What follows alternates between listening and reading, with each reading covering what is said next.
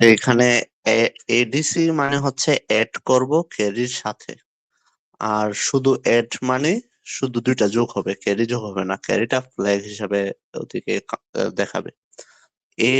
Add BL CL মানে BL আর CL just যোগ হবে, আর ক্যারিটা এখানে যোগ হবে না, ক্যারিটা ফ্ল্যাগ হিসাবে থাকবে। আর এডিসি মানে এডিসি বিএল সিএল মানে বিএল আর সিএল যোগ হবে, ক্যারিও সাথে যোগ হবে।